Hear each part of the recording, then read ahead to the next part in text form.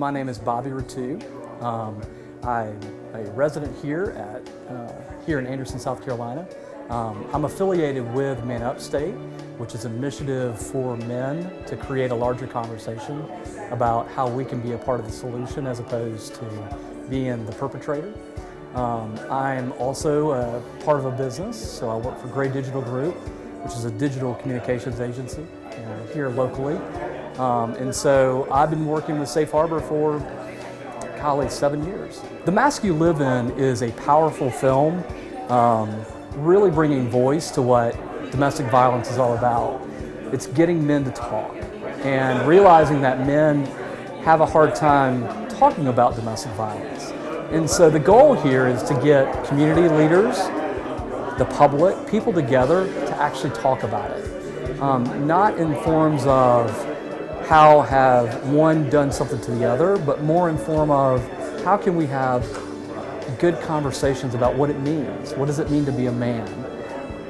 What does it mean to share feelings? How do we teach our sons to have good feelings? And so this is going to be a really eye-opening experience seeing this film through the lens of many people that have perpetrators, people that have been impacted, sons that have fathers that are not there, violence, so that we can have a conversation about what it means to really be a man outside of this macho idea of what we think it means to be a man. So far, and I'm really bad with all the names, but we wanted to bring in people from all perspectives. It's important to have Chief here tonight and a sergeant.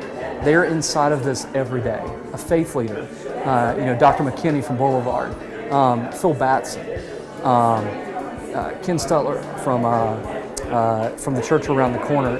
Different people that are seeing domestic violence from all different positions here in the community, just to get together to talk about it. Not about policy, not about how we're going to arrest someone, but talk about what does it mean to be a man, to share it with other men, and to empower us to actually show what good role models men can be as opposed to being perpetrators. South Carolina leads the nation in domestic violence cases against women. Right now in the city of Anderson, we track the crimes. The highest crime in the city of Anderson right now is crimes against women and children. It's far exceeding white-collar crime or other violent crime or property crimes. This is especially important that we have a violence against women grant officer here, Sergeant Janet Brock, with our detective division. She's been on that grant for about 2 years. Not only do we put emphasis on this, we specialize one of our detectives in this. And it goes without saying, we got to have the community support. We got to have the help from the public, and that's exactly what we need more than anything.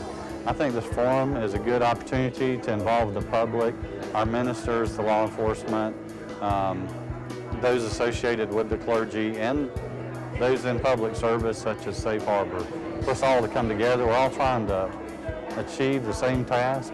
So if we can come together tonight and talk about it, and maybe we can do what we can do here in Anderson County to lower those numbers. We have not seen a slow in the arrest for domestic violence suspects.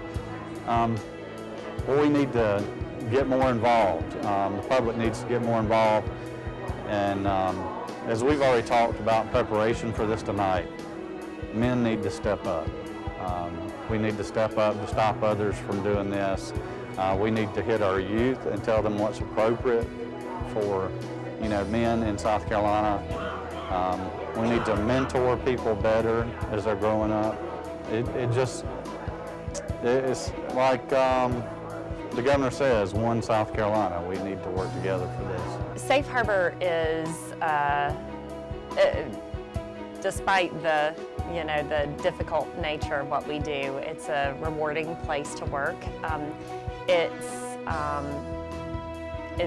kind of that passion that I have to be able to see change in a community, to be able to be a small part of making something better that's broken, and that's certainly true for this issue of domestic violence. So at all points in my work here so far, I've felt that sense of this is purposeful for me. This is something that I'm meant to do at this point in my life. Certainly, I think the bigger picture of what we need to think about with boys and young men is how are we raising them in general?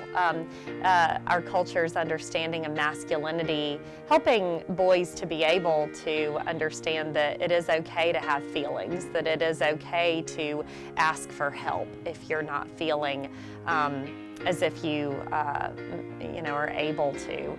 I think that as men, some of the roles that our men can play in ending domestic violence and sexual violence and any type of violence against women is to teach young boys from the get-go of what respect means, and truly also what it means to be a man in a sense of being an equal partner, being somebody that doesn't have to see violence equaling strength, and really kind of helping to change some of those unhealthy norms that unfortunately our culture has come to place on even very young boys from a young age, that they have to fit into this what we call a man box of certain stereotypical behaviors that boys and then young men and then men are expected to have. A lot of times when people think about domestic violence, they think about what they see on the news, a sensational story of someone unfortunately who's lost their lives, a brutal attack or an incident that has occurred.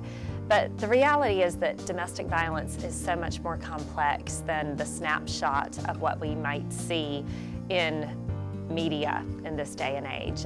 Domestic violence is really a pattern of power and control that's going on in an intimate partner relationship with a spouse or an intimate partner, where one person in that relationship is slowly but surely gaining and maintaining power and control over their spouse or partner. And that doesn't always look like physical abuse, although physical abuse can be a part of it and one of the most dangerous parts of domestic violence. A lot of the everyday stuff that is domestic violence is that slow, coercive control that's going on that might look like isolating somebody from their family and friends, controlling their activities, controlling their finances, verbally abusing them, making them feel as if they're less of a person, or making them feel as if they don't have any identity apart from this other person. I would say that faith communities do need to think about how their church is going to respond to situations like this of domestic violence. The reality is that 1 in 4 women in the United States report that they have been physically abused at some point in their lives. That's just the number of people that are reporting, and that's just physical abuse. And so the reality is that no church, no neighborhood, no community is immune to this issue. And so it's not a matter of, do we need to talk about this? Is our community dealing with this? It's a matter of how are we going to address it, because our community is dealing with this in some way, shape, or form. And so I would definitely say that at the baseline, communities and churches do need to think about what is going to be our protocol. How are we going to address this? How are we going to talk about it? How are we going to teach about it? How are we going to preach about it and discuss it in our communities? And then realizing that when you do talk about it and when you do bring that issue out in the open, people will come forward and respond and want help. So how are you going to respond to those individuals? So many times our immediate response is to want to believe that this couldn't really be happening in this family, especially if that abusive partner maybe is a pillar of the faith community or very well respected in their community. It's hard to believe that this is really happening. And yet at the same time, victims are so inhibited and frightened to speak out about this that if they're telling you, it's very unlikely that they're making up any type of story. In fact, they're probably only telling you a small fraction of what's really going on. One thing that we hope to be able to release this year is a simple outreach campaign that we hope to be able to share mainly through social media that will help to shed some light on really what domestic violence is, kind of getting through some of those misnomers that it's all about physical abuse and really focusing on the more emotional power and control that's going on.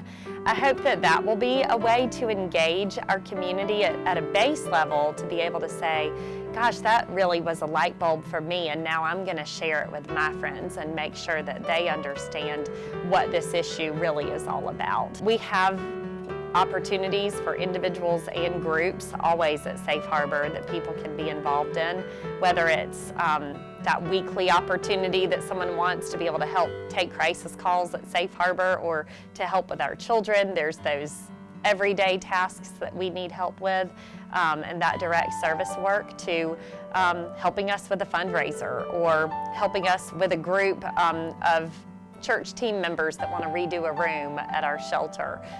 There's so many different ways to get involved. We're at safeharborsc.org, and it really, I think anybody who goes there can learn a little bit more about what Safe Harbor is all about. Maybe learn, there's a whole section on want to help. So for somebody who is interested in saying, you know, what could I do? Facebook and Twitter, and you can find that through our website too. We have our little Facebook and Twitter and social media links that way too. So Facebook especially is a way to kind of learn about what's going on every day at Safe Harbor, and be able to then share and make your friends aware, make people that you're connected with aware of what's going on at Safe Harbor.